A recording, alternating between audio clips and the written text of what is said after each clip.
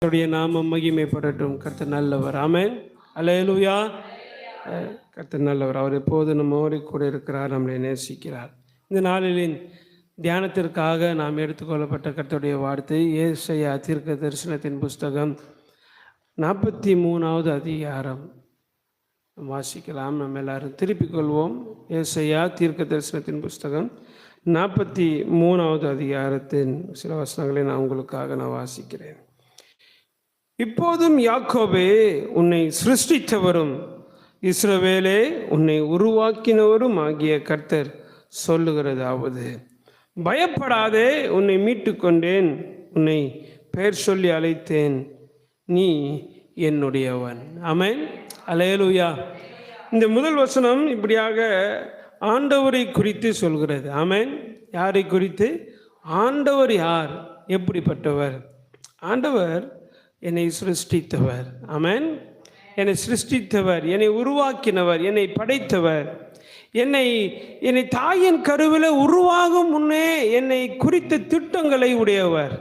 ஆண்டவர் எப்படிப்பட்டவர்னு நம்ம அவரை குறித்துதான அறிவு நம்மளுக்கு ரொம்ப அவசியம். நம்ம மற்றவங்களை குறித்து நம்மளுக்கு அறிவு நிறைய இருக்கும். அவங்க அப்படி தாங்க, அவங்க கேரக்டர் அப்படி தாங்க. திடீர்னு கோச்சிக்குவாங்க, முன் கோவங்க ஜாஸ்தி, அவனை குத்தி காமிப்பாங்கன்னு சொல்லி ஏதோ அவங்கள குறித்து இவங்கள குறித்த ஒரு அறிவு நம்மளுக்கு இருக்கும். ஆனால் வசனம் சொல்லுகிறது, கிறிஸ்துவே அறிகிற அறிவில் நீங்களும் நான் என்ன செய்யணுமா? வளர வேண்டும். அப்போ ஆண்டவரை குறித்த, தெய்வத்தை குறித்த, பிதாவை குறித்த, பரிசுத்த ஆவியானவரை குறித்த, இயேசுவை குறித்த, திரியேக தெய்வத்தை குறித்ததான அறிவு நம்மளுக்கு ரொம்ப அவசியம். அந்த நாலேஜ், அவரை குறித்ததான அறிவு. இந்த முதல் வசனம் இப்படியாக சொல்லுகிறது, இப்போது யாக்கோபே, உன்னை சிருஷ்டித்தவரே நான் தான்ப்பா. உன்னை உருவாக்கினவர், உன்னை சிருஷ்டித்தவர். இஸ்ரவேலே, உன்னை உருவாக்கினவர்.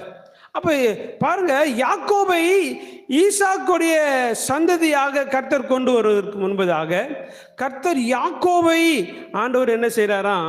கவனித்து பார்க்கிறார். இந்த யாக்கோபை உருவாக்கினது ஆண்டவர் தான், உன்னை சிருஷ்டித்தவர். இஸ்ரவேல் என்கிற ஒரு தேசத்தை உருவாக்கினவர் யார் தான்? ஆண்டவர் தான். பாருங்க, ஆண்டவர் நினைச்சிருந்தா அல்லது தேவனுடைய திட்டத்தில் மாத்திரம் யாக்கோபு இல்லாமல் இருந்திருந்தா கர்த்தர் ஏசாவை தூக்கியிருப்பார். ஆமென். அல்லேலூயா. கர்த்தருடைய திட்டத்தில் ஏசாவை கர்த்தர் புறக்கணித்து யாக்கோபை கர்த்தர் என்ன செஞ்சாராம்? தெரிந்து கொண்டார். அப்போ கர்த்தர் யாக்கோபை தெரிந்து கொண்டதற்கான நோக்கம், அவனை ஒரு பெரிய தேசமாய் மாற்ற வேண்டும். ஆமென். பெரிய பிக் நேஷன், பெரிய தேசமாய் ஒரு மனிதனை உருவாக்குகிறார். ஒரு மனிதனை மிக பெரிய நபராய் கர்த்தர் என்ன செய்கிறார்?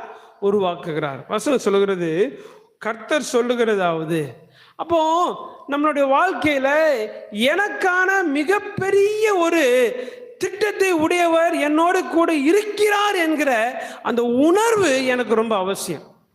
நான் ஆண்டவர் என் கூட இல்லைங்கிற அந்த உணர்வு நிறைய டைம் வரும்போது தான் நான் பயப்படுகிறேன். அப்போ கர்த்தர் என்னோடு கூட இருந்தா ஆண்டவர் சொல்றாரு, பயப்படாத. ஆமென். நான் உன்னோட கூட தான் இருக்கிறேன். ஏன்ப்பா, உன்னை உருவாக்கினதே நான் தான்ப்பா, உன்னை சிருஷ்டித்ததே நான் தான்ப்பா. அதனால நீ என்ன செய்ய வேண்டாம்? பயப்பட வேண்டாம், நீ கலங்க வேண்டாம், உன்னை உருவாக்கினது நான் தான். ரெண்டாவது ஆண்டவர் சொல்றாரு, உன்னை நான் மீட்டு கொண்டேன். ஆண்டவர் இஸ்ரவேல் ஜனங்களை எகிப்தின் கரத்திலிருந்து கர்த்தர் என்ன செஞ்சாராம்? மீட்டு கொண்டார். கர்த்தர் மீட்டு கொண்டார். இன்னைக்கு நம்மளை ஆண்டவர் அநேக காரியத்திலிருந்து கர்த்தர் என்ன செஞ்சிருக்கிறாருங்க?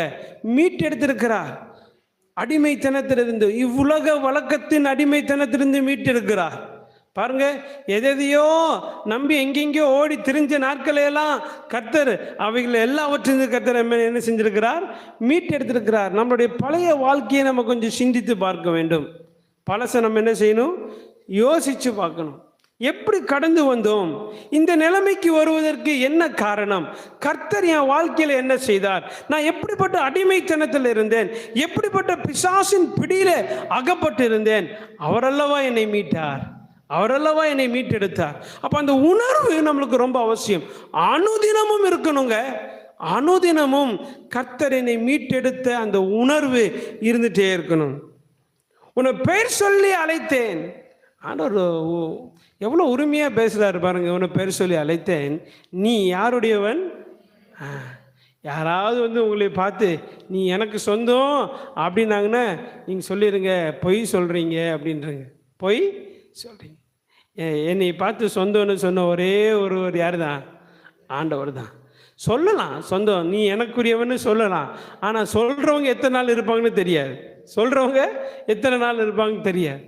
அவங்களுடைய ஜீவிய காலம் நம்மளால சொல்லுவோம். இவரோ நித்திய காலமாய் வாசம் பண்ணுகிற தேவன். ஆமென். அவர் சொல்லலாம் நீ என்னுடையவன் என்று. அவருக்கு மரணம் என்பதே இல்லை. அவர் சொல்லுவார் நீ என்னுடையவன். அப்போ என்னை சொத்தாக அவர் வைத்துக் கொள்கிறார்.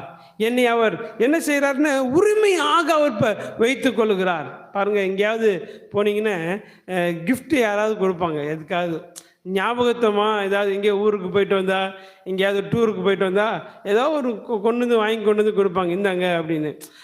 அது கொடுங்க, இது உங்களுக்காகவே நான் வாங்கிட்டு வந்தேன்னு சொல்லுவாங்க. ஆனால் உண்மையாக பொய்யான்னு தெரியாது.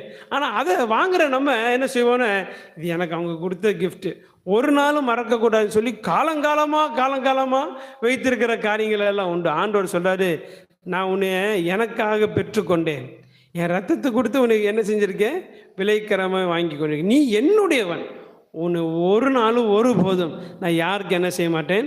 விட்டு கொடுக்கவே மாட்டேன். கீழே வாசிங்கிற அந்த 2ஆம் வசனம் ரொம்ப அழகாய் சொல்லப்பட்டிருக்கிறது. நீ தண்ணீர்களை கடக்கும்போது நான் உன்னோடு கூட இருப்பேன். தண்ணீர்கள், இஸ்ரவேல் ஜனங்கள் தண்ணீர்களை கடந்தாங்களா? கடந்தாங்க. எத்தனை தண்ணீர் அவங்க கடந்தாங்க தெரியுமா? அவங்க கடந்த முதல் தண்ணீர் செங்கடல். ஆமென். அந்த செங்கடலை கடந்த போது கர்த்தர் அவர்களோடு கூட இருந்தார், மதிலாக இருந்தார். ஆமென். அல்லேலூயா. அந்த தண்ணீர் இவங்க மேலே புரண்டு வரக்கூடாதபடி அந்த தண்ணீரை மதிலாய் மாற்றி கர்த்தர் மதிலாய் அங்கே இருந்தாராம். ஆமென். அல்லேலூயா. பாருங்க, நீ ஆறுகளை கடக்கும்போது, ஆறுகள் அப்படின்னா யோர்தானை கடந்தாங்களா இல்லையா? யோர்தான் பிரவாகித்து ஓடுகிற நாட்கள். யோசுவா ஆசாரியர்களை கொண்டு வந்து அங்கே ஆசாரியர்களுடைய அந்த பாதத்தின் பெருவிரல் அந்த தண்ணியில் பட்ட மாத்திரத்தில் அப்படியே யோர்தான் என்ன செஞ்சது? ஒரு குவியலாக நின்றுதான். இங்கிருந்து வர தண்ணி அப்படியே குவியலாக நின்று இவங்க வெட்டாந்தரையில் அந்த யோர்தானை கடந்தார்கள். அப்படி என்றால் என் தேவன் ஆகிய கர்த்தர் நம்ம கூட இருப்பார். தண்ணீர் மாதிரி பெரிய பிரச்சனை நம்ம வாழ்க்கையில் வரும்போதும், ஆறுகள் மாதிரி புரண்டு ஓடுகிற பிரச்சனைகள் நம்ம வாழ்க்கையில் வரும்போதும் ஆண்டவர் சொல்லுகிறார், I will be with you. நான் உன்னோடு கூட இருப்பேன். நான் உன்னை என்ன செய்ய மாட்டேன்? ஒரு நாளும் கைவிட மாட்டேன். அவைகள் உன்மேல் புரளுவதில்லை. நீ அக்கினியில் நடக்கும்போது வேகாது இருப்பாய். அக்கினியில் நடந்திருக்காங்களா இஸ்ரேல் ஜனங்க? எந்த அக்கினியில் நடந்தாங்க? நீங்கள் பாருங்கள், இஸ்ரேல் ஜனங்களில் ஒரு வசனம் ரொம்ப அழகாய் சொல்கிறது. சாத்ராக், மேஷாக், ஆபேத்நேகோ அக்கினியில் நடந்தார்கள். வேகலை, அவங்க வேகவே இல்லை. அக்கினி ஜுவாலை அவர்கள் பேரில் கூட என்ன செய்யலை? பற்றவில்லை. அப்படி என்றால் என் தேவனாகிய கர்த்தர் இயற்கையின் காரியத்திலையும் அவர் நமக்கு துணை செய்கிறார். இப்படிப்பட்ட காரியங்களை உருவாக்குகிற ஜனங்கள் நிமித்தமாய் வருகிற பிரச்சனைகளிலும் கர்த்தர் நம்மோடு கூட இருக்கிறார். அதனால தேவ பிள்ளைகள் தெளிவாக தெரிஞ்சுக்க வேண்டிய ஒரு காரியம் என்ன தெரியுமா? பயப்படக்கூடாது. எதை கண்டு என்ன செய்யக்கூடாது? பயப்படவே கூடாது. ஈரான் இஸ்ரேலுக்கு யுத்தம் வரும்போது வந்துருச்சு, பெரிய பிரச்சனை ஆகுது, அங்கே குண்டு விழுகுது. எதை கண்டு பயப்படாதீங்க. ஆமென். அல்லேலூயா. எதை கண்டும் பயப்படாதீங்க. விலைவாசி அப்படியே தாறுமாறா போகுதா? பயப்படாதீங்க. சிலிண்டர் விலை ஏறிடுச்சு, கிடைக்கல, பயப்படாதீங்க. கர்த்தர் தமது ஜனத்தை ஒரு நாளும் அவர் கைவிடவே மாட்டார். ஆமென். அல்லேலூயா. ஆகாயத்து பறவைகளை போஷிக்கிறவர் நிச்சயம் நம்மை போஷிப்பார். ஆமென். உடுத்துவிக்கிறவர் நிச்சயம் நம்மளை உடுத்துவிப்பார். அதனால் நாளைய தினத்தை குறித்தோ எந்த காரியத்தை குறித்தோ தேவ பிள்ளைகள் ஒரு நாளும் ஒரு போதும் என்ன செய்யக்கூடாது? பயப்படவே கூடாது. ஆமென். அல்லேலூயா.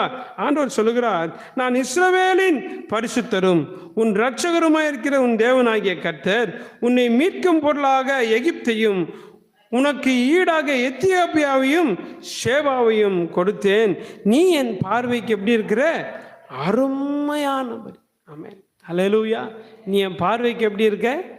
அருமை, அருமை அப்படின்னு பாருங்கள். பொதுவாக ஒரு பழமொழி சொல்லுவாங்க, காக்கைக்கும் தன் குஞ்சு பொன் குஞ்சு மாதிரி தான் அப்படின்னு. மற்றவங்களுக்கு நம்ம எப்படின்னு தெரியல, ஆனால் ஆண்டவருக்கு நீங்கள் அருமையானவர்கள். ஆமென், அல்லேலூயா.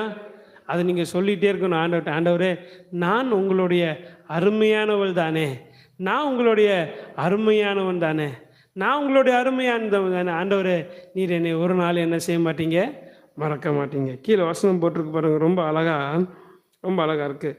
நானும் உன்னை ஆதலால் உனக்கு பதிலாக மனுஷர்களையும் உன் ஜீவனுக்கு ஈடாக ஜனங்களையும். ஆண்டவர் நம்மளுக்கு வாக்குத்தத்தம் பண்ணுகிறார். நான் ஜனங்களை கொடுப்பேன், நான் என்ன செய்வேன், மனுஷர்களை கொடுப்பேன். அவர் உண்மையாய் தேடுகிற, அவர் உண்மையாய் நோக்குகிற, அவருக்காக காத்திருக்கிற, எந்த காரியத்துக்கு பயப்படாமல் அவரையே நம்புகிறவர்களுக்கு கர்த்தர் ஜனங்களையும் ஜாதிகளையும் மனுஷர்களையும் ஈடாய் தருகிறார். ஆமென், அல்லேலூயா. கர்த்தர் நிச்சயமாய் அவரை தேடுகிற திருச்சபையை சரி, அவர் உண்மையாய் தேடுகிறவர்களுக்கு சரி, கர்த்தர் நன்மை செய்கிற நல்ல தேவனாயிருக்கிறார். ஆமென், அல்லேலூயா. 5வது வசனம், பயப்படாதே, நான் உன்னோடு இருக்கிறேன். ஆண்டவர் இந்த முதல் வசனம் துவங்கும் போதும் அது அப்படிதான் சொல்கிறார், பயப்படாதே, உன்னை மீட்டு கொண்டேன். 5வது வசனத்தில் முடிக்கும் போதும் ஆண்டவர் சொல்கிறாரு, பயப்படாதே, நான் உன்னோடு கூட இருக்கிறேன். இந்த வாக்குத்தத்தம் இருக்கிற எல்லா வாக்குத்தத்தத்தை காட்டிலும் தலை சிறந்த ஒரு வாக்குத்தத்தம். நான் உன்னோடு கூட இருக்கிறேன். பிதாவாகிய தேவனும் இதே வாக்குத்தத்தத்தை தான் என்ன செஞ்சிருக்கிறார், தந்திருக்கிறார். பரிசுத்த ஆவியானவர் என்ன சொல்கிறார், நான் உங்களுக்குள் இருந்து உலாவி நான் உங்கள் தேவனாய் இருப்பேன். இயேசு கிறிஸ்து என்ன சொல்லியிருக்கிறாரு, நான் உலகத்தின் முடிவு பரியந்தும் நான் உங்களோட கூட இருக்கிறேன். திரியேக தெய்வத்துடைய வாயிலிருந்து வருகிற ஒரு வார்த்தை, நான் உன்னோட கூட இருப்பேன், நான் உன்னோட கூட இருப்பேன், நான் உன்னோட கூட இருப்பேன். யார் கூட இருக்கிறாங்களோ இல்லையா கவலைப்படாதீங்க. உண்மையாக சொல்கிறேன், யார் இருக்கிறாங்களோ இல்லையா கவலைப்படாதீங்க. கர்த்தர் உங்களோட கூட இருக்கிறார்.